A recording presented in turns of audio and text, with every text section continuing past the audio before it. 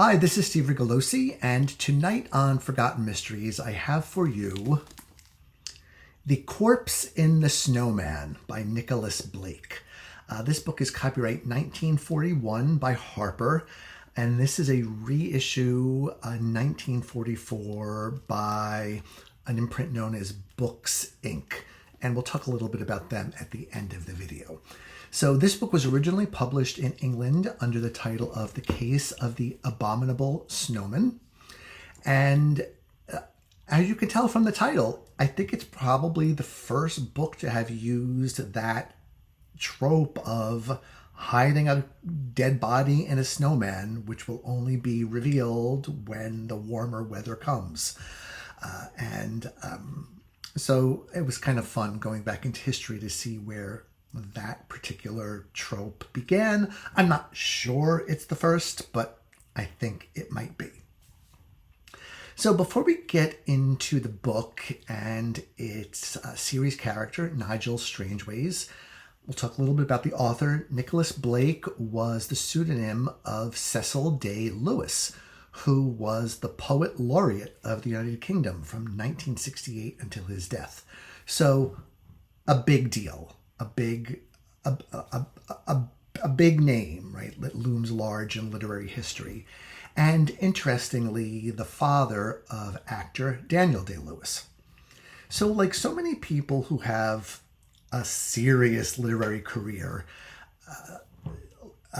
Mr. Day-Lewis wanted to kind of keep his lighter pursuits, the writing of mysteries, separate from his day job of Poet Laureate, hence the pseudonym of Nicholas Blake. And, this is not uncommon among academics.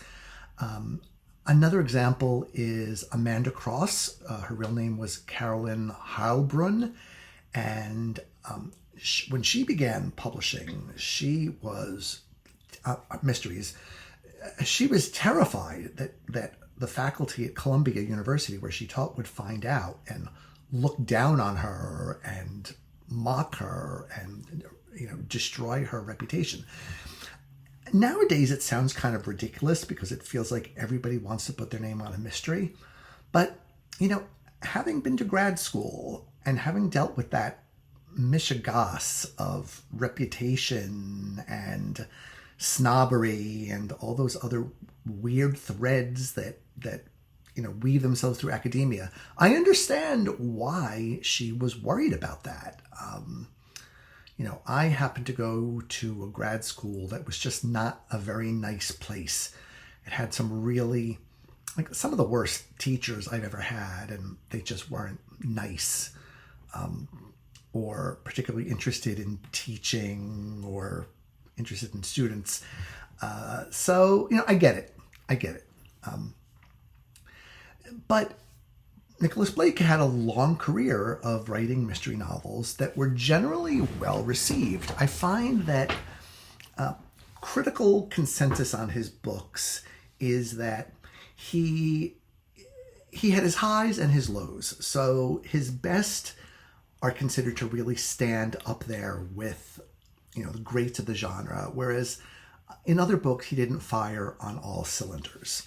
But fortunately, The Corpse in the SNOWMAN is one in which he did a very nice job and was recognized for that. So let me tell you a little bit about the main character, Nigel Strangeways. He is Oxford educated, and he's an investigator, but he's adjacent to Scotland Yard. He has an uncle who works there. So he kind of has various ins, and he has ways of getting information that the rest of us who aren't associated with the police force get. And the name, I think, it conjures up maybe someone who is a little eccentric or kooky, or who goes about things in an odd or unexpected way. Nigel Strangeways. It sort of creates almost like a gothic feel to it. But that's not really what the character is like. The character is played pretty straight. He is just an Oxford guy and an investigator, and his main approach to solving a mystery is psychological, and maybe the name has to do with the strange ways that people can think or behave. I don't know, but he's a pretty straight character, not really comedic or not unexpected. He's a pretty typical detective of this era. And this book is very much under the category of country house murder. That's exactly what it is. It takes place at Easterham Manor, or Easterham, probably the English would say, in Essex, which is in the southeast of England. Very beautiful place, very old mansion with, they call it a rabbit warren, all those wonderful twists and turns and rooms in strange places and wings and like that great kind of English house that always makes the setting for a good mystery. And the book starts out in a way that grabbed my attention immediately, in that Nigel is married, and his wife's cousin, who lives down in Essex, says there's something kind of weird going on at the local mansion. Could you come down and look into it? So, having nothing better to do, the Strangeways go down, and they decide that they're going to pose Nigel as an occult researcher, because the mansion, being an English mansion, has its resident ghost. And so he's going to play the role of an occult researcher looking into whether or not, the ghost of a bishop really does walk the halls. And I always enjoy a little gothic setup like that. There's just something, I don't know, I like ghosts, right? And I like haunted houses, and I even wrote a haunted house novel myself. So I like that. It reminded me, although it greatly preceded the setup of The Haunting of Hill House, right, by Shirley Jackson, one of the greats of all time, where a researcher is going to Hill House to investigate its secrets. But no sooner do Nigel and his wife Georgia arrive than a member of the family dies by suicide, and so that is the initiating incident, and the book takes off from there. The local police are investigating with the help of Scotland Yard Inspector Blount, and Nigel is there to stick in his nose and throw out suggestions and ask questions of the right people. And he's a fairly down-to-earth guy, so people will talk with him and he can get information out of people. What sets him apart, I think, is that he is a thinker. He thinks really deeply about all aspects of the case, from settings to motives to psychology of the characters to alternate possible scenarios. And this is where I think Blake really shined in this book, is that he shows Nigel thinking his way in these thought experiments and coming to dead ends, saying, okay, I suspect this person for this reason. And then as he thinks it out logically, he realizes, but that doesn't make sense, so let me try something different. So he begins with another piece of information and then tries to, follow that labyrinth, and it leads him to more questions that lead to that possible solution not making any sense. So even though the mystery itself doesn't feel on the face of it like something that's all that intricate, it turns out that Nigel is very attuned to the intricacies of the case. And I like that a lot because, a lot of times in the Golden Age books, it's about the clues and the motives and the opportunity, and that's all well and good. We all like that. But often the sleuth's thinking is withheld until the closing scene where the murderer is unmasked. And here, Nigel Strangeways is always talking with other people, with his wife, with the other policemen, with the other investigators. They are bouncing ideas off each other, and really trying very hard intellectually to figure out who the perpetrator is, if indeed there was a perpetrator, because it the death of this woman looks like suicide, but it may not be. So there's a question right there about, was it suicide or was it not? Another thing I like about Nigel Strangeways is that he's not always right. He makes suggestions or comes to conclusions that someone else says to him, no, you're wrong about that. That's not what happened because of X, this information that you don't have, but now that we're telling you. And I like the realness of that. I like the fact that investigators can make mistakes. Hercule Poirot, maybe he doesn't always see everything, but he never makes a mistake, right? Or almost never. We're used to a sort of infallibility in our detective heroes, and Nigel Strangeways is fallible. And that gives the book another nice little bit to set it off from the common run of mysteries. And this is a small point, but I really like his relationship with his wife, Georgia, who is, she's just not a wife. She is an explorer, a world-renowned explorer who is famous in her own right. And she and Nigel discuss cases. It's clearly the meeting of the minds, two intelligent people who have a good marriage and love each other. And I don't know, maybe it's a little corny of me. I always like when there's a married sleuth who has a nice relationship with his spouse. It's not uncommon.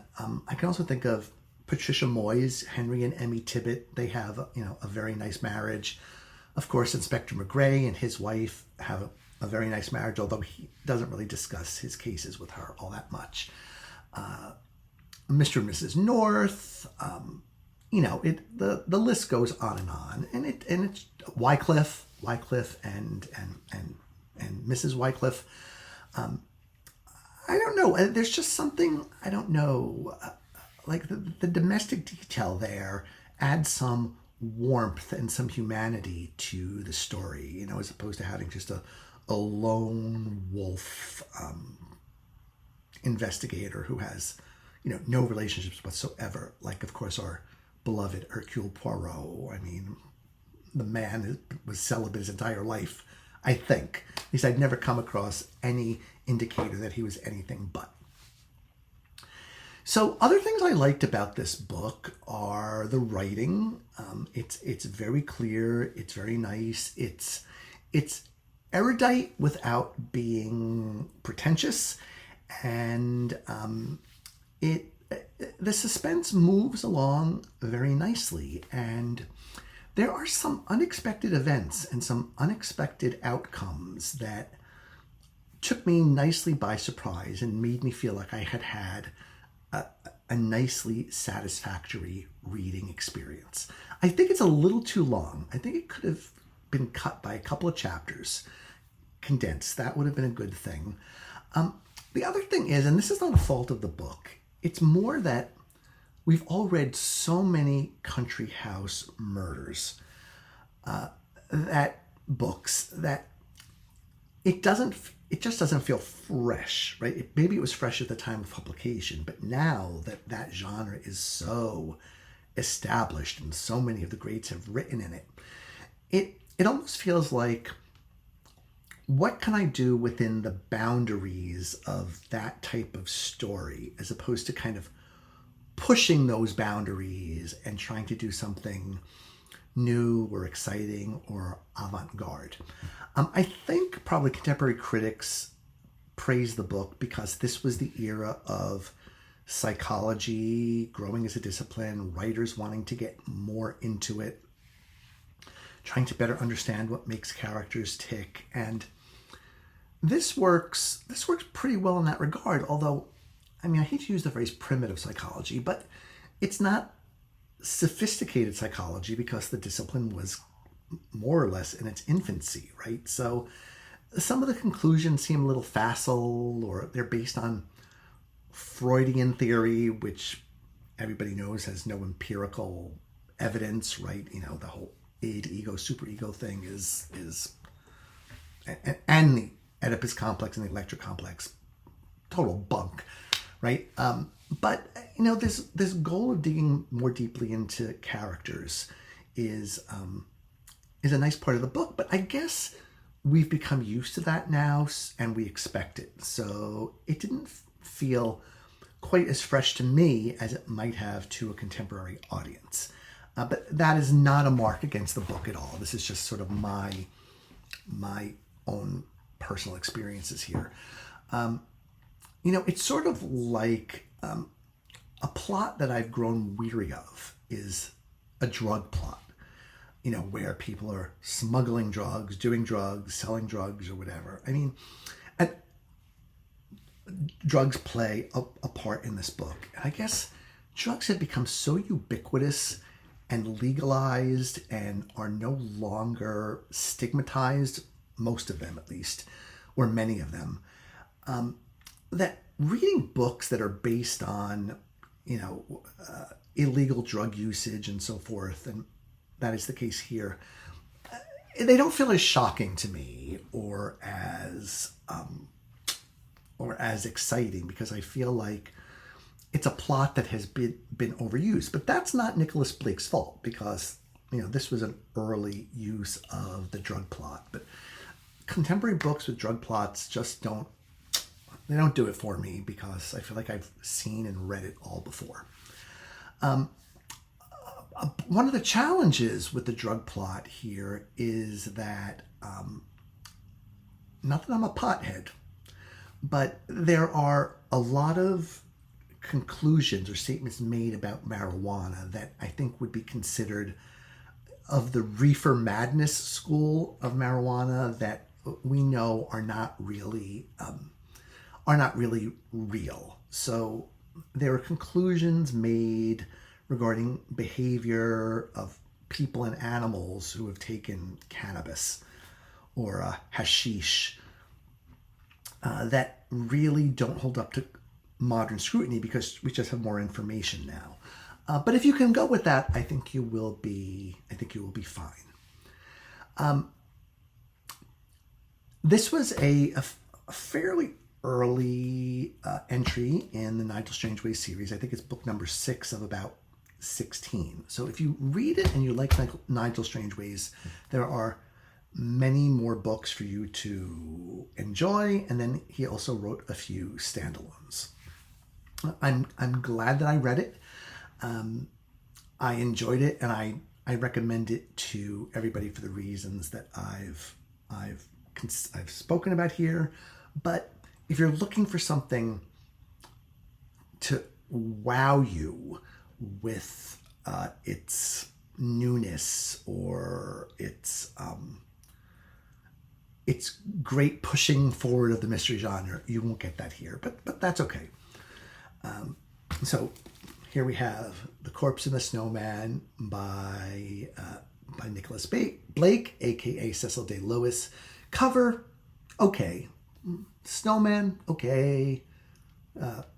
Skeleton hand with a cigarette, okay. Reminds me that I think probably in the last 100 books that I've read from this era, everybody is constantly smoking. I just, it's so funny that, cannabis is now legal in America, but smoking cigarettes is still considered, a thing you shouldn't do. That's kind of funny. I grew up in a house of smokers. I don't smoke myself, but it's just so funny or interesting to step back in time to an era where everybody was constantly lighting up a cigarette, no matter where they were. Doctors would light up a cigarette while they were consulting with patients or doing surgery on somebody, or, but there was something kind of, there was a romantic quality to it, right? Where, a woman would put her cigarette in her mouth and a gentleman would take out his lighter and light her cigarette. There was something sort of chivalrous and a little sexy about that. But I didn't live through that era. I just lived through the era where all of my friends were smoking as many Marlboro Lights as they could get their hands on. I tried a cigarette once or twice, and I was like, this is not for me. But it's kind of fun to read about. And even in the movies, people do just look cool when they're smoking a cigarette. I mean, I think this is why we probably don't want to see that in movies, because we don't want kids to think it's cool. But I'm going off the deep end here, so let me stop right there. One thing I just wanted to mention, as I hinted at the beginning of the video, is that this book is a reissue published by Books Inc. And I've talked about this in other videos, where it wasn't uncommon in the days before book clubs for sort of cut price publishers to renegotiate a royalty with the author a couple of years after the publication of the book, and then bring it out in a cheaper edition at a more reasonable price. So this book, when it was first published by Harper and Brothers, its cover price was $2.50. But I think this actual book sold, and the books in this series sold for $1. So were they really about half price? And, you know, I love anything that makes books more accessible to more people, as long as it's legal, and it doesn't infringe intellectual property. And Books in Ink, like so many other publishers of this era, had its mystery imprint, and their mystery imprint was called Midnight Mysteries. I'm going to show you right there, Midnight Mysteries.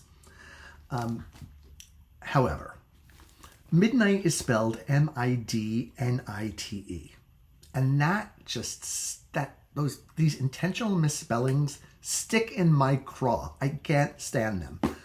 It's like when you're in the junk food aisle at the supermarket and you see boxes of snack cakes and they spell it SNAKKAKES.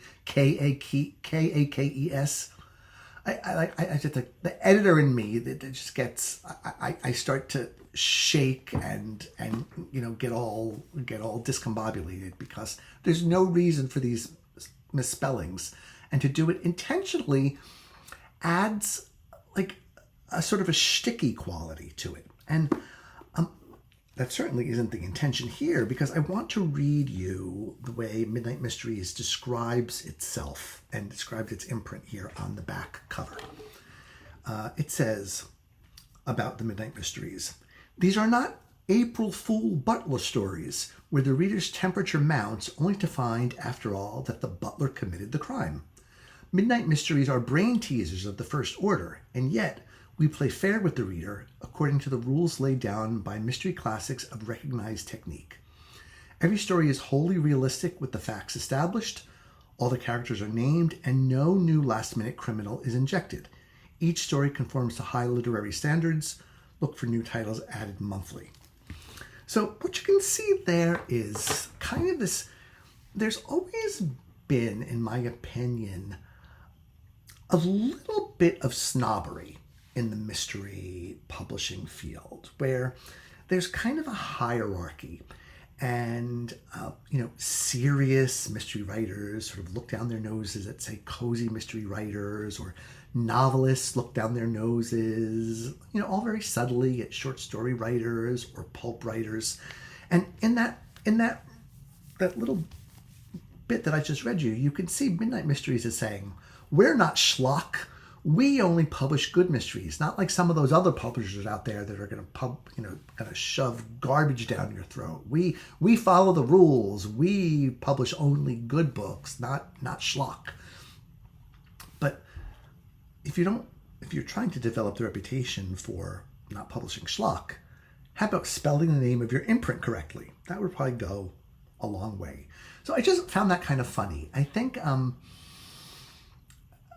you'll see this light snobbery in the mystery field. Most people, they really tamp it down. They really try to be civil, but you see these currents floating around occasionally, and certainly I saw it there on the back cover of this book. And I should mention that part of the Midnight Mystery series there are really good people published here. Carter Dixon, Francis Beating, John Dixon Carr, Lawrence Street, Helen McCloy, Lawrence Blockman, Lenore Glenn Offord, Cornell Woolrich. So Craig Rice. So really good people published under the Midnight Mysteries imprint. So we'll forgive them for being a little snooty. Okay, that's what I have got for you tonight. Thank you for watching, and I will be back next time. Good night.